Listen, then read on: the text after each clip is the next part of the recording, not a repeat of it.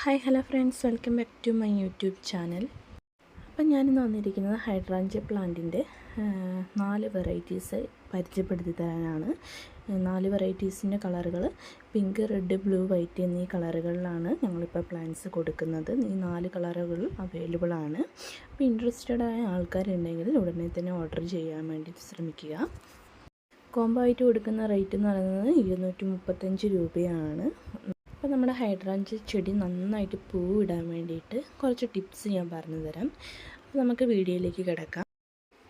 ഇനി നമ്മൾ ഉപയോഗിക്കുന്നത് ഏത് വളമായിക്കോട്ടെ, രാസവളമായാലും ജൈവവളമായാലും നന്നായി മിക്സ് ചെയ്തതിന് ശേഷം മണ്ണിൽ നന്നായി മിക്സ് ചെയ്തതിന് ശേഷം കുറച്ച് ആഴത്തിൽ ഇറക്കി വെക്കാൻ വേണ്ടി ശ്രമിക്കേണ്ടതാണ്. 2 നേരം നന്നായിട്ട് വെള്ളം ഒഴിക്കുകയും വേണം.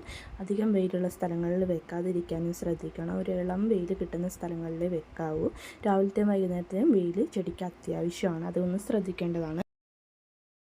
അപ്പോൾ നമ്മുടെ ചെടി അത്യാവശ്യം വളർന്ന് വലുതായി കഴിയുമ്പോൾ നമുക്ക് അത് വേറൊരു പോട്ടിലേക്ക് മാറ്റി നടണമെന്ന് ആഗ്രഹമുള്ളവരുണ്ടെങ്കിൽ നമ്മുടെ ചെടീൻ്റെ തണ്ട് അത്യാവശ്യം മൂത്തതെന്ന് നോക്കിയിട്ട് ചെരിച്ച് വെട്ടിയെടുക്കണം. ചെരിച്ച് വെട്ടിയെടുത്തിട്ട് നമ്മൾ നട്ട് വെക്കാൻ വേണ്ടി പരമാവധി ശ്രമിക്കുക. ഇനി ഒരുപാട് പെട്ടെന്ന് തന്നെ വേര് വളർച്ച വരണമെന്ന് ആഗ്രഹമുള്ളവർ, അതായത് തണ്ട് ചീഞ്ഞ് പോകാണ്ടിരിക്കാൻ ആഗ്രഹിക്കുന്നവരുണ്ടെങ്കിൽ ഇച്ചിരി മഞ്ഞൾപ്പൊടി ആ തണ്ടിൻ്റെ ഭാഗത്ത് തേച്ച് കൊടുക്കുകയായിട്ടും ചെയ്യാം.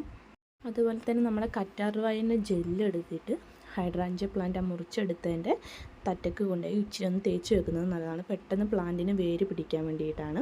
അപ്പോൾ ഇത്രയും കാര്യങ്ങൾ മാത്രം ഒന്ന് ശ്രദ്ധിച്ചാൽ മതി. നമ്മൾ നല്ല ഹെൽത്തി പ്ലാന്റ്സ് വേണമെങ്കിൽ പുഷ്പം പോലെ നമ്മുടെ കൈകളിലേക്ക് കിട്ടുന്നതായിരിക്കും. അപ്പോൾ ഇൻട്രസ്റ്റഡ് ആയിട്ടുള്ള ആൾക്കാരുണ്ടെങ്കിൽ എൻ്റെ വാട്സപ്പ് നമ്പർ കൊടുത്തിട്ടുണ്ട്, കോൺടാക്റ്റ് ചെയ്യാൻ ശ്രമിക്കുക.